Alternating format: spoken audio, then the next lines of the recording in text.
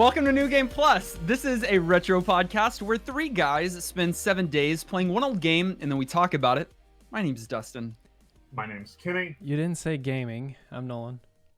What did I say? A retro You said podcast? it's a retro podcast. Yeah, Like, I looked at Kenny. He can't see me, but I I looked at Kenny. We both went, huh? just a podcast from yesteryear or about yesteryear. Sure. I don't know how that happened. And this is episode 272. And just a few days ago, a trailer came out announcing Teenage Mutant Ninja Turtles Shredder's Revenge, which is, of sorts, a spiritual successor to classic TMNT titles like Turtles in Time, even the game that Kenny had us play, Manhattan Project. Oh, yeah. Did you guys see the trailer? Did you see my delicious video? What do you think of what we're seeing with Shredder's Revenge? I watched your delicious video, which is better than watching the trailer, and I'm hyped about it. Love that era of Turtles, and Turtles were 100% my jam growing up. Like, that was the era, and I watched the videos and had the toys and ran around the yard, tying bandanas around my head and drinking random green liquids, the whole thing. So I'm hyped. I'm moderately hype. Moderate to hype. You weren't as big of a He's- TMNT fan as Kenny or No, I were. he's April O'Neil is why.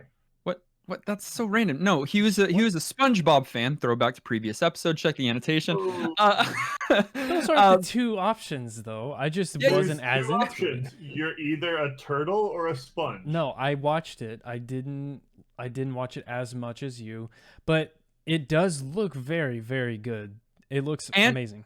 And you've enjoyed the Teenage Mutant Ninja Turtles games we played. Yeah, definitely, especially the Manhattan multiplayer Project. One. Yeah. They do them remarkably well. And this game, this reimagined, it's so cool. It's so retro. It's in the graphics, but So arcade looking. but made in 2021, and you can tell like how they've updated, upgraded, and just made it a better product all the way around. I'm super thrilled for it. I really hope that it's available on Steam and Switch. Those are kind of my two things that I'm really hoping it's available. It's got to be on Switch. That'd be so perfect.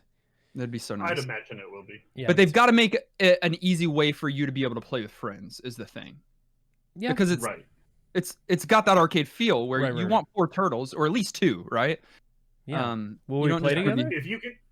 If you can Yes. do pandemic couch co-op, like together but not, it's gonna be perfect.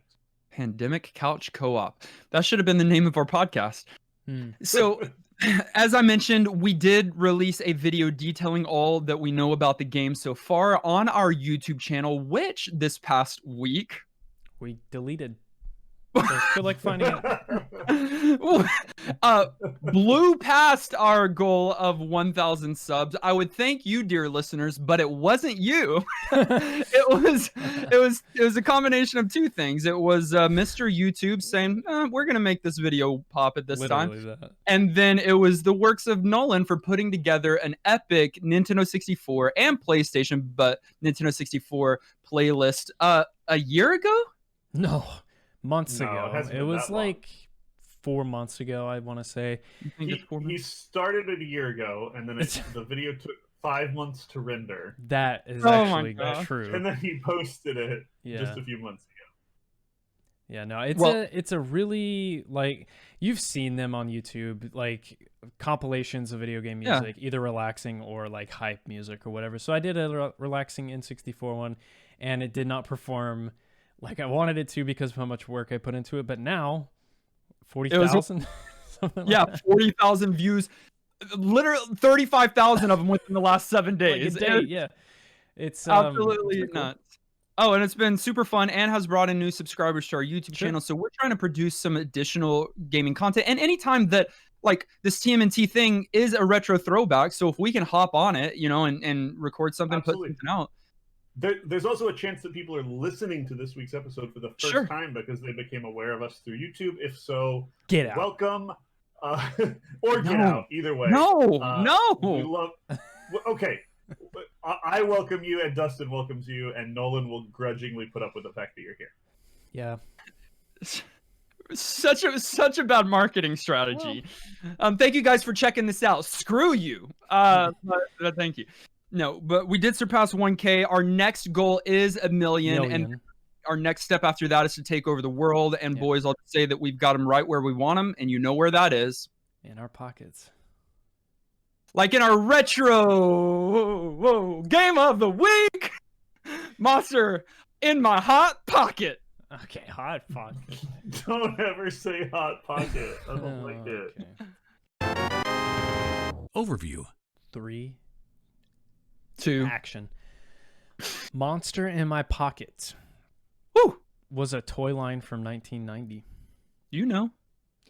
By Matchbox. That was the company name. Now owned by Mattel. You probably recognize that one more so. But Matchbox was the cars. You remember the Matchbox cars? Had those? Wait, it's the Matchbox cars is these people? Correct.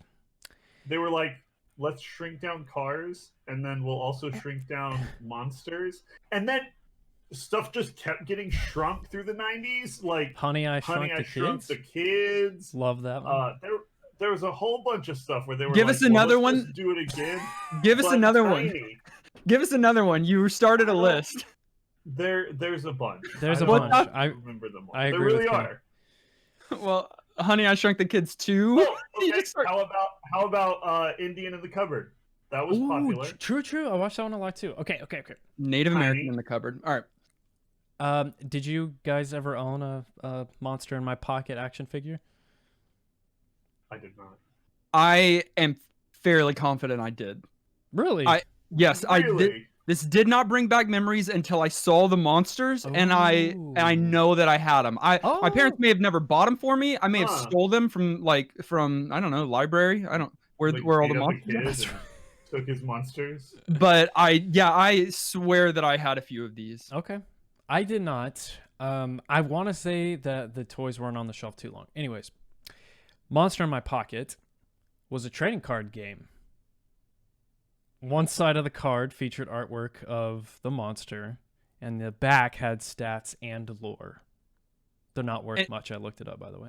And just to be clear, it didn't start as it started as the toys, I believe, and then from there exploded into a few different kinds of media. Cards and came one of Right, those, and a TV show and a whole bunch of stuff. A board game. he's right. Hold on. Cards came first. Monster in My Pocket is also a comic book series Yes, that ran for a whopping 4 issues, boys. That's Hey, good. That's not bad. It's Yeah. a board game. Like, go ahead. What? 4 issues is bad. Yeah, of Why do course y'all it's say bad. the opposite thing? It's 4 more issues than you've published. Well, that's true, but 4 is really, really bad for a comic book. Monster in My Pocket's a board game. How many issues? Of the board game, there's probably one that exists. Monster Wrestlers in My Pocket were cereal prizes in No. Europe. Shout out No. Tony the Tiger. Thank you, Kellogg's. No, shout out Captain Square. What was the Planet. guy's name that we played with? Oh, and Chex Boy. cereal box, Chex box. Chex Boy. Oh, and Monster in My Pocket was a video game for the NES. There we I could go. have kept There going, we by go. the way. There's plenty of other stuff in this franchise. Although, despite all of that, I'd never heard of this game or franchise at all. It was, however, developed by our friends at Konami in '92. It was published by Konami in the States, and it was published by Palcom in Europe. We've befriended them now at this point. Sure. How many Konami Konami. games have we played? We've There are a lot of Konami games. There's a lot of Konami games. Yeah, probably half the master list is Konami games. I was looking at their catalog. It's actually insane. It's so huge. many games. And many of them of excellent quality. Sure. And by this point, that was true. Castlevania had already come out. I think a couple Castlevanias at this point. And all the other big Konami games. Jackal was a recent one on the podcast that we really liked. Okay, this is a platformer. And I'll give you some plot. It is loosely based on the 4-issued comic book series where a human, maybe, named Guile, Warlock. He looks like Guile from Street I Fighter. stole that from Dustin's first play, but it's the Thank first you. thing I thought before he said it too. So this human, I think, is demanding that everyone listen to him because he's now in charge. And if not, you're gonna get small because he has a shrink Sounds ray like a good threat. or a shrink spell that he is going to cast and make everyone tiny. It doesn't work as planned, and all the monsters get tiny. Now, the protagonists in this game are not Dracula and Frankenstein. Monster. They are vampire and the monster. Which is finally and thankfully lore accurate for Frankenstein. I hate when they call the monster Frankenstein. True. And I don't know if they can use Dracula. That might be Of course they cannot. TMC. Yeah, TMNT. Castlevania can. Konami? Why can't they use No, Dracula? they made Dracula's name backwards, and it was Alucard.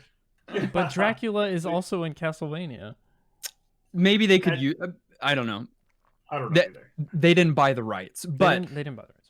I would hope to God that Nintendo of Japan or whoever came up with Pokemon paid their rights to monsters in my pocket. Because do you know what else are smaller sized monsters? Yes, that's right. Pokemon. So they have a trading card game and a board game and all the other things that I said. And shrink ray magic. Yeah, of course.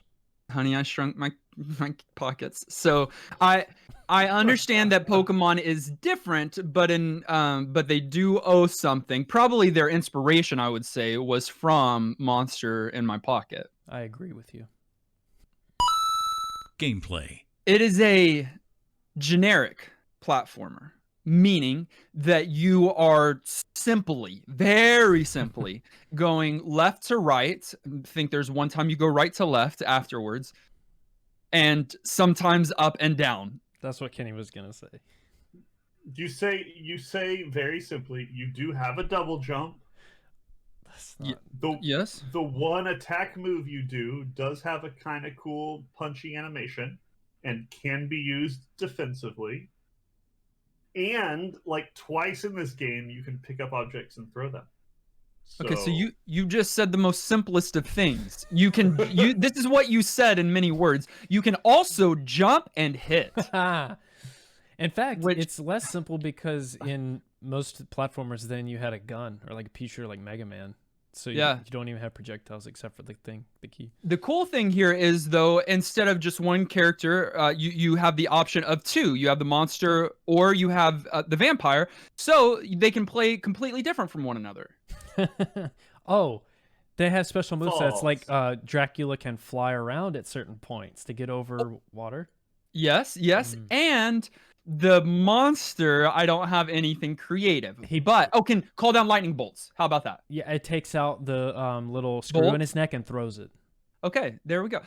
None of that happens. They are the exact same characters with just different skins. They play the exact same speed, exact same damage, exact same health, exact same single attack. There's nothing unique about them. I understand it's NES and you only have 2 buttons, but you could have made some variety in the characters. Multiplayer differentiation.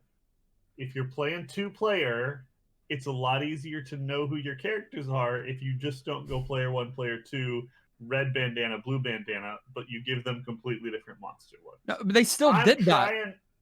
I'm trying to play Vampire's Advocate here because Dracula. We've got nothing to plumb. Like, this is... Why are you talking in the way that you're talking? Nothing to plumb? There's not depth here. It's so simple, and that's what you guys are trying to say. And I really, in pointing out all of the elaborate things that this game has, really am just trying to agree with you guys. There's not much. Let me banana real quick. I love that phrase. Go ahead. Wait a minute.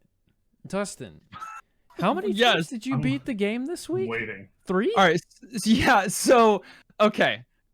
Because of how simple it is, and it is only 7 stages, though it is really just 6, though it is really just 5, because the 6th stage is a boss rush and the 7th is just a final battle.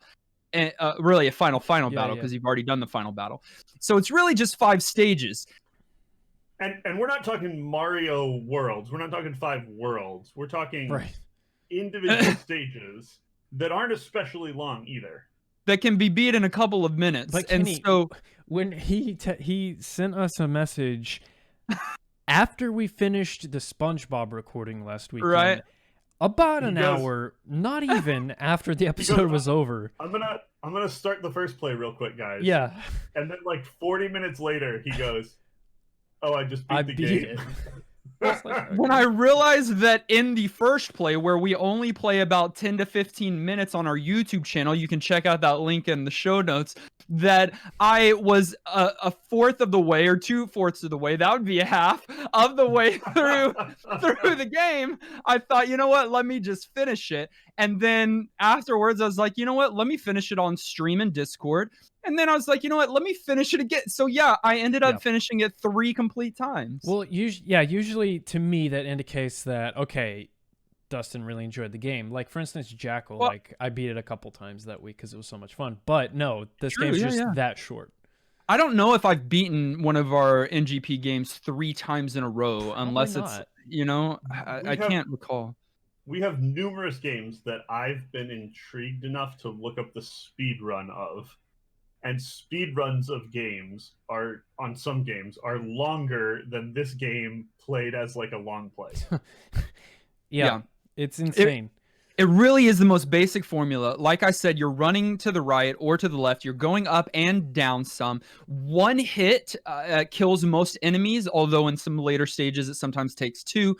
And then the nice thing, I will say this seriously, the nice thing is that you've got a life bar. In most of these games, it would be 1-hit kill, Sure. but they gave you a life bar. And so you can take 5 hits, I 5. believe, and then they are so kind with the amount of health pots that you can pick up. Like, They're everywhere. they're everywhere. So, and then I think you've got 3 or 4 lives to begin with, that every 500 points or so you get another life. And then even if you use up all of those, you've got 3 continues.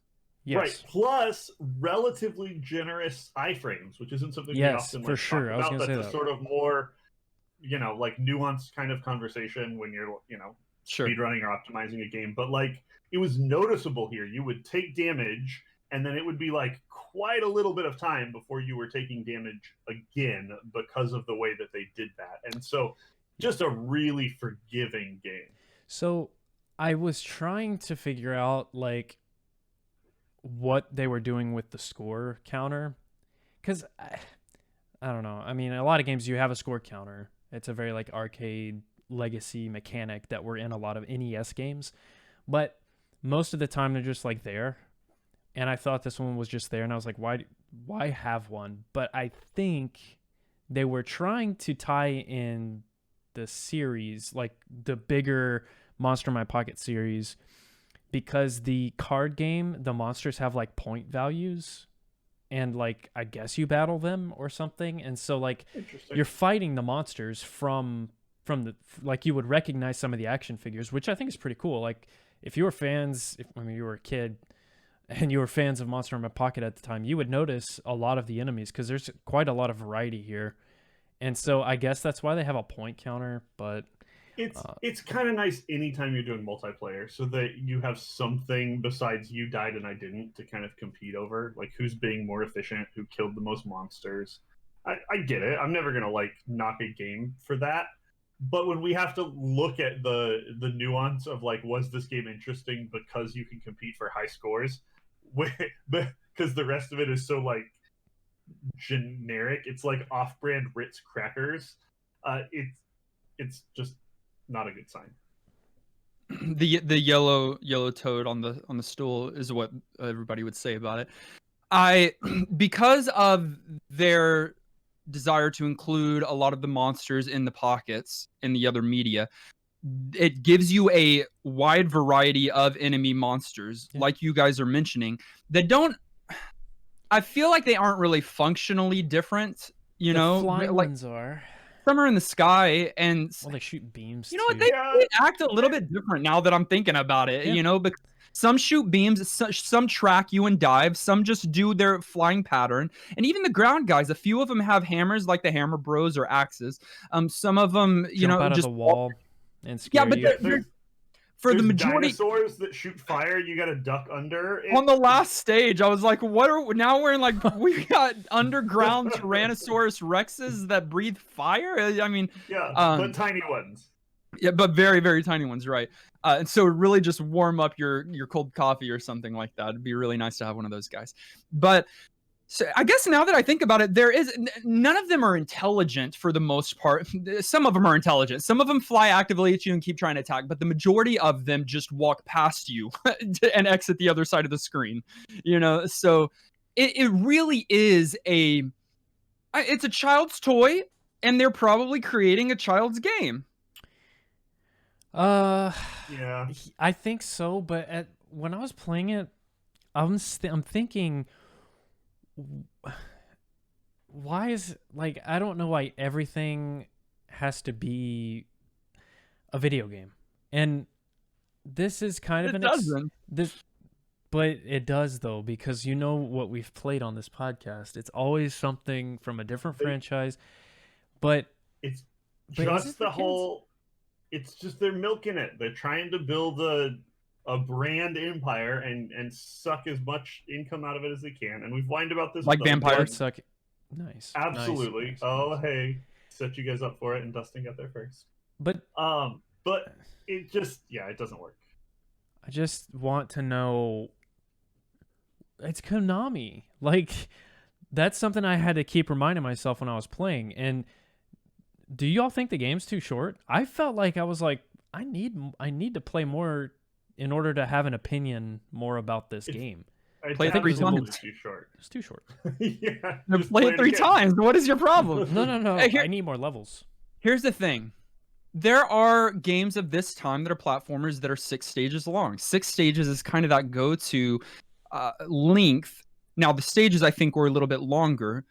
But you've got a boss at the end of each of these stages. Good bosses, too.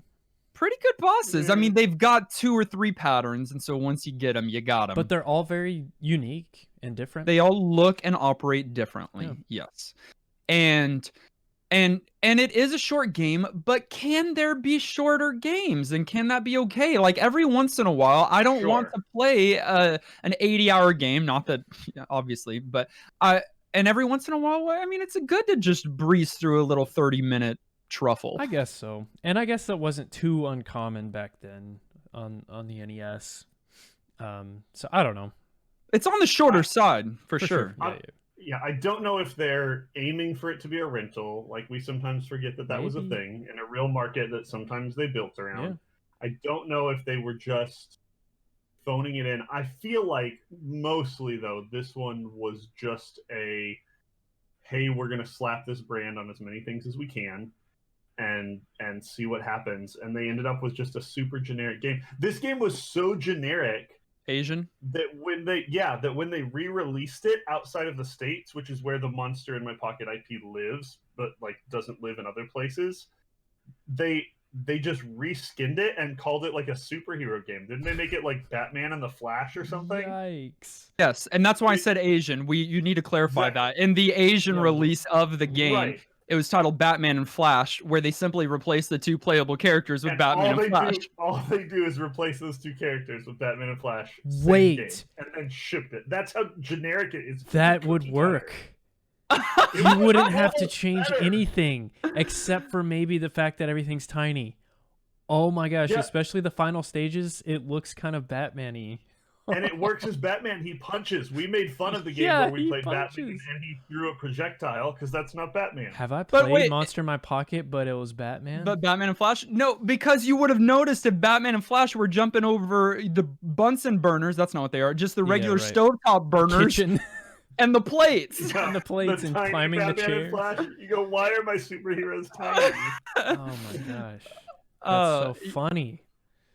One of the more generic games that we played for sure, but at the same time, I didn't have to remind myself that it was Konami because I still feel like some of that polish that Konami is and does on their games is here. And of course, we'll talk about music and graphics in a bit, but I just think the overall feel felt like Konami, not the best of Konami by any means, but it still felt like Konami.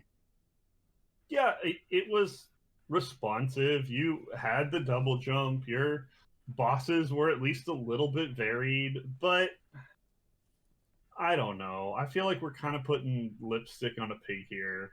Like, Why would you there are excellent Konami games. This is not one of those. The sayings in this episode that we're not recording at night Plumbing? anymore. No, he didn't even say normal. plumbing. That's He not an just uncommon phrase. I've never heard someone just say I'm plum. sorry. It's called fruiting when you use phrases like that. I'm not apologizing for being more of a boomer than you guys. Aged. I don't think this franchise got as big as they hoped it would. Well, it's their fault. They were going for small. No, I think going back to the Pokemon thing, the timing was not right for them. It wasn't a great idea. Let me be clear. In the first place, if they'd waited until like Twilight era when monsters were a whole thing, they would have been better. Pokemon was perfect timing, and it captured the audience, and it's forever now, right? And a completely different everything. But a Monster in My Pocket trading card is about $3 on eBay. Like, I've never heard of it. I don't know many people who care about it. So obviously that's going to have an effect on my thoughts on this game. I have no reference point is kind of my point here. So going into this Raw, it's just weird. And so I feel like you have to have a lot of those years of content in order for the age to or to really appreciate this game. Kenny, you watched an episode of SpongeBob last week. Did you watch an episode of Monster in My Pocket this week? I did not. You didn't watch the animated movie? I do think I have some very, very vague recollection of this like being a thing. Oh man. Yeah, I do too. Cartoon was around or something, but like it was never something that I knew about or cared about or watched. And Nolan, I don't know what kind of success they had, but they were fairly pervasive for a little bit, at least in the toys, because Kenny and I at least remember them. Sure, they weren't Pokemon, but Pokemon owes everything they are again to Monster in My Pocket. Well, and toys That's like not that. True. It's true. And those kinds It's of toys, not. like just tiny little It's true. monster things, like toys in that era, like early 90s toys were sick. And that was like a hot market. And I feel like it's died out a bit in turn because I don't know, everything's video game and digital now for kids. Yeah, I mean they're on iPads. Do you know Roblox, bro? Yeah, Is but that what that's a they're called? game. Oh, is it? I mean, is it not? I thought it was Lego. I thought it was is pretty a much game. Legos. Is it also something else? Probably. No, it's sort of an ecosystem for games. It's an animated show, a board game, a book, a comic. A I'm cereal making it. prize. Yeah. Well, you know you've made it once your product is in cereal boxes. Yeah. I think that is the defining. They partnered with Kellogg's. Like it was almost there. Like I feel like it was almost a huge deal, but then it just quite wasn't interesting enough. I will say, and I know this is unfair, but Don't use a saying or idiom. No, the Apple? really basic premise of like monsters, but they're not scary because they're tiny and they fit in your pocket, and so it's like a Yes. palatable thing instead of like a big scary thing, is kind of a great idea for like a kid's IP. And when you look at the intro of this game, when like the just giant pocket shows up, Yeah, that's hilarious. and all of these little monster creatures just start like spilling out of it all over the place, there was some potential here. It's very Japanese, It was a fun premise. but it's not. But it wasn't. But it's not. That's why Right. Pokemon is very Japanese, because it was. Interesting. There were over 200 monsters Mhm. in the initial collection of Monster in My Pocket. So That's like more than the Gen 1 of Pokemon. Pokemon couldn't even live up to what No, Monster in they My can't Pocket hang, did. So. dude. I back to the game. I thought the art was pretty good for NES. This is 92, right? That's late. That's late. Yeah. Yeah. Yeah, that's late. Yeah. Super Nintendo's out. Yeah, Yeah. Or almost. it's I late. don't remember. I think Super Nintendo's out, and so. But that being said, I think that the art is good here. I think nothing looked horrendous in my opinion. Every single one of the monsters were unique in the color palette as well as in the design. The backgrounds were fully realized. You knew where you were, what you were doing, and your character models looked pretty good too. I thought the art was good. This isn't the only small person, big world game that we've played. Right. We've played some other games where they try and do the, oh, you're in a giant house and you're tiny. Toy Story. And sometimes that can look really awkward. Sometimes it can be done great. I think of even just the few, not all of them, but the few sort of size morph levels in like Super Mario Brothers 3 and different things where they did like big stuff and tiny characters. And there's something that's just really, I don't know, kind of fun about that. There's a reason I stand by the fact that this was a thing, like all these tiny things running around in the 90s. And they did a pretty good job of giving you that. I wasn't blown away by the art. I wasn't like, oh man, this is amazing. But you could tell where you were, and it was sort of fun because everything was pretty big. I have an opinion on that. Yeah, what's your opinion? Nolan? Warlock, the first Warlock fight, his animation when he appears in the sky and he's hovering and his legs are crossed and he's holding his cane like this is really sick. And so you beat this game too? Yeah, it's so short. Kenny? Oh yeah. Okay. I watched you beat it and I was like, I can do that. I can do it. Yeah, the Warlock looks good. Again, I think everything looks relatively good. I agree. I don't know if y'all experienced, because in emulation we have some ways to get around some of this, but there is pretty insane screen flickering and remarkable. It's really, I didn't feel much slowdown at all, but especially during some of that last part, or if there's a lot on the screen, then it does. But I didn't feel like that the slowdown was bad, but I did feel like the screen flickering was pretty horrendous. I definitely noticed the screen flickering in a few places, and just the way they brought enemies in and did some of the animations, like it definitely felt like there was optimizations that could have happened. The HUD on some bouncing. of those fronts. The HUD bouncing it has to be a problem with the emulator, right? Because did yours do that? I mean, yeah. I don't know. I think that's maybe part of the game, and I was like, why did they do that? I got used to it, but it bothered me at the beginning for sure. You can see a moment in the first play where I'm like, is this going to be good? You know, I'd only played a few minutes at that point, and I come in thinking Monster in My Pocket is going to be bad. I don't know about it. It's about little pocket monsters, whatever.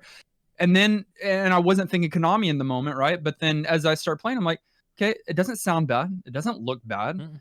Handles pretty well.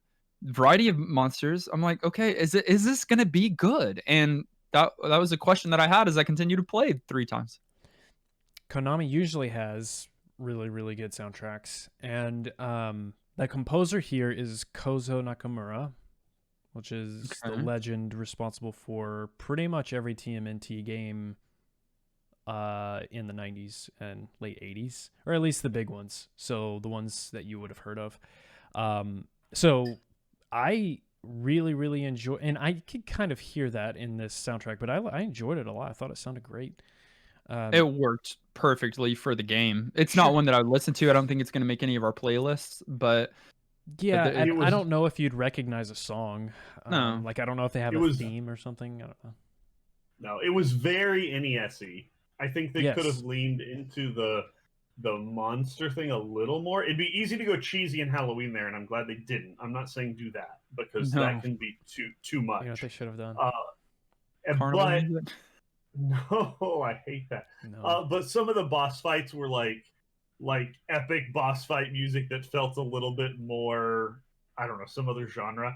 It was, I agree, it was good music. I'm not 100% sold on it like being a perfect fit for this game, but it wasn't like a weak point. It sounded nice. They should have had Vamp Anthem by Playboy Cardi to match Dracula's. Yeah, no. The 2-player is something that we don't get to take advantage of here in 2021, and I think your wife played with you this week? Yeah. This game in particular? Yeah. Because I 2-player is offered on a lot of these early games, which is great, but in 2021 you don't get to take advantage of that as often. And so the thing that's cool here is that it's co-op, so you're playing together. It's not one after the other. You're on the stage together.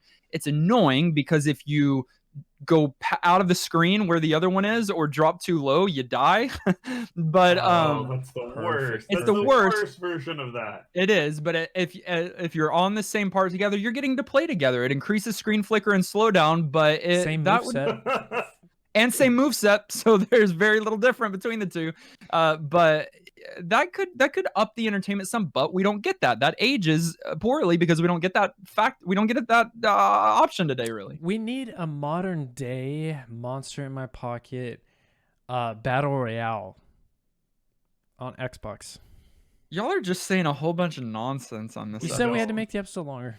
So we're just gonna make stuff up. So the game, hey, this is a collector's edition. The game used $54. That's a lot compared to other games that we played. That's just if you just want that cartridge. But if you want it new, it was 426 at the beginning of the week when I gathered the numbers, but I just looked it up again. That one must have sold. It's at 450. 450 if you want this in the box. Wait, so you can. The reason is because it's really expensive to reverse the shrink ray effect and get it to you full size. Hey, don't like y'all. Let me Apple real quick and say that who would buy that? Why? Do you think when he said plum, he was talking about the fruit? Let me Apple. I think you're talking about right? Oh, you're making fun of me. Yeah. Were you talking? You're talking about the fruit? Did you say a plum? No, I was not talking about the verb. No, I like to plumb the depths of a thing. I was verbing. It's called English. All you new guys from YouTube, leave. It gets downhill from here. This is as good as we get. Stay. We've been doing this more than 5 years, and we've officially peaked as of this episode. Either way, it is $450 new if you want it at this point. Wow. So put that money in the monster's pockets and get you a copy of the game. Final thoughts.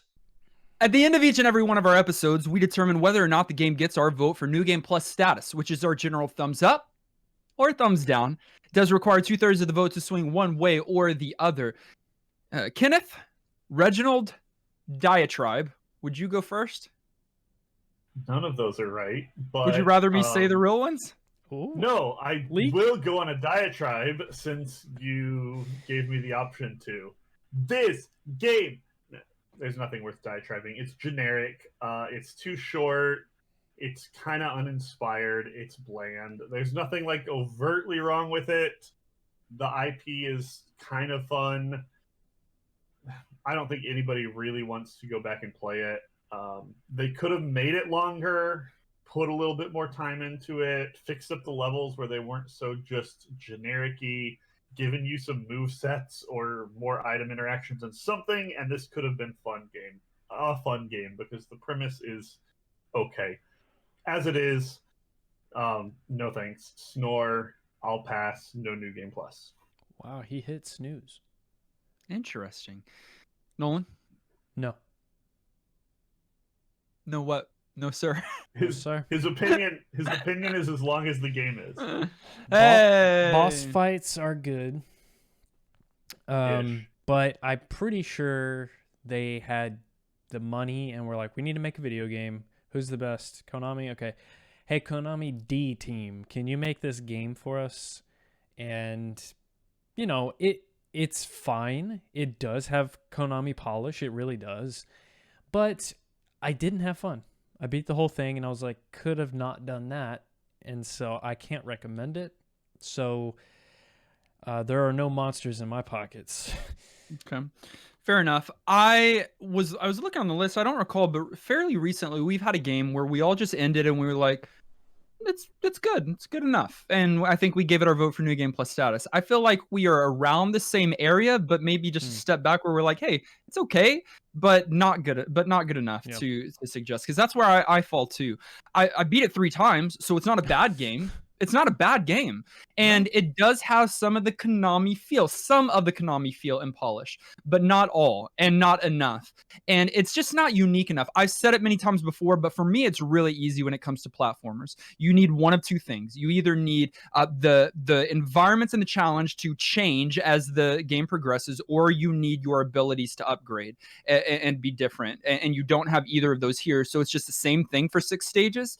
And it's super short. I don't mind it being short, but with those 2 cardinal sins, with those 2 things not being fulfilled, I just can't give it my vote either. It's just a little bit too generic. If you're a Monster in My Pocket fan, I think this would be a good game to play. You Monster in My Pocket fans out there. There are 4 of y'all out there. But other than that, I cannot recommend it to all, meaning that collectively we agree that Monster in My Pocket is an alright game, but it is not New Game Plus certified. But what did you think? We had many people write in. You can send your thoughts and commentary on the Retro Game of the Week each and every week to ngppodcast@gmail.com, or hop into our Discord. We've got a commentary channel there. We'd love to feature your thoughts as a part of our episodes.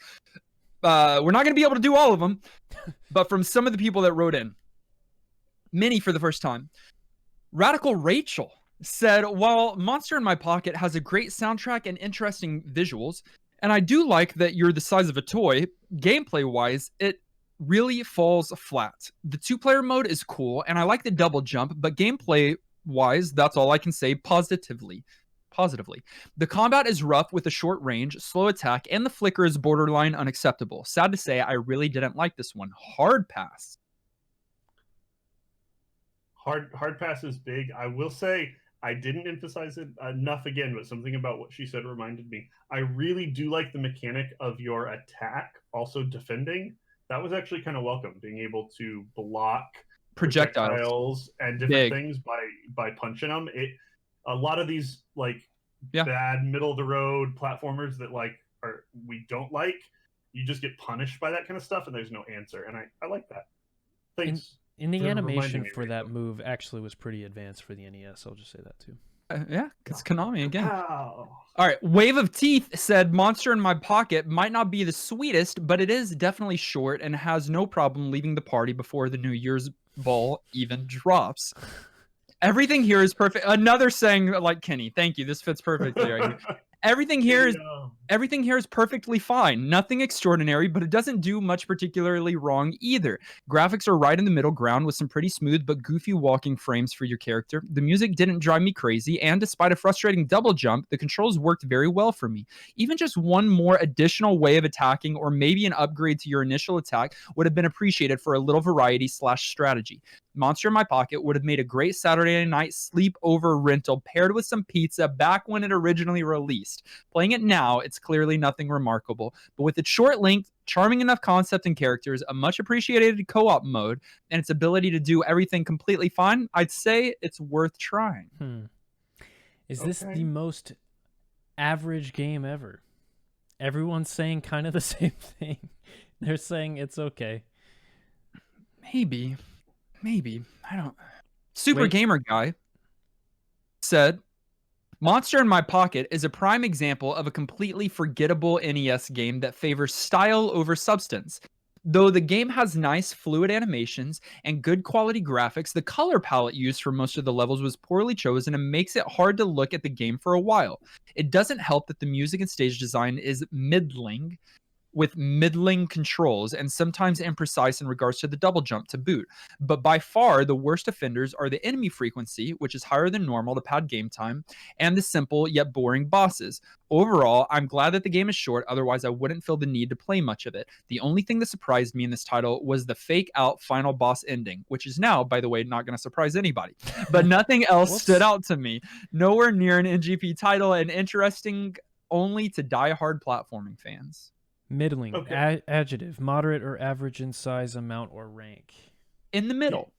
He also says this game is forgettable, but I feel like we've certainly played other titles that are more forgettable. Sure, Kenny, but guess what?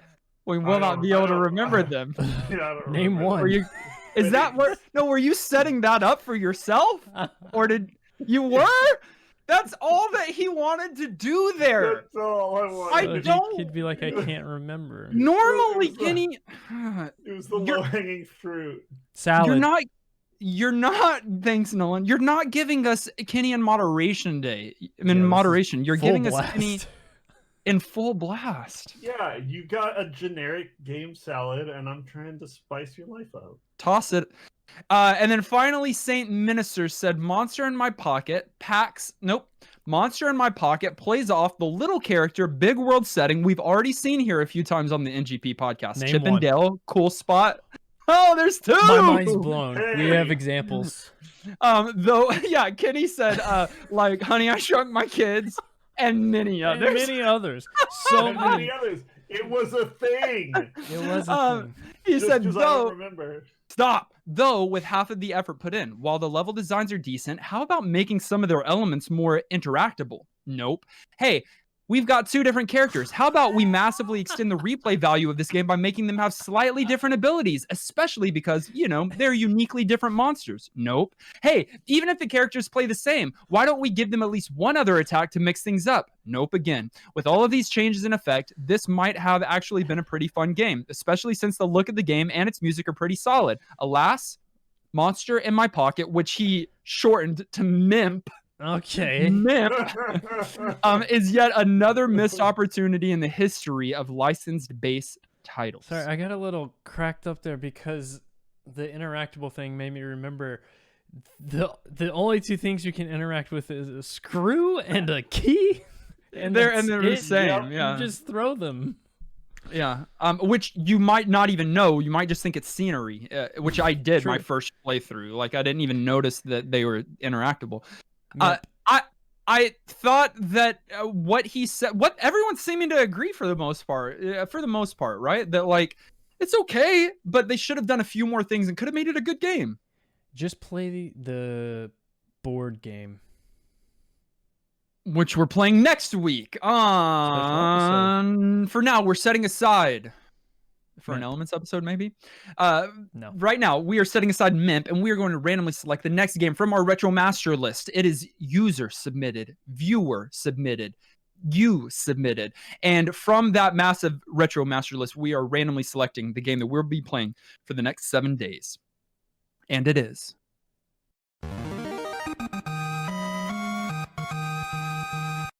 an action platformer for the Famicom in Japan and the Nintendo Entertainment System in Europe and North America. It was released in 1986 in December of 1986 in Japan, and then brought over to the States in 87. Did I say 90? 1986 Japan, 1987 here for the NES, but also the Game Boy a few years later, which is interesting. It revolves around a protagonist named Pit Oh.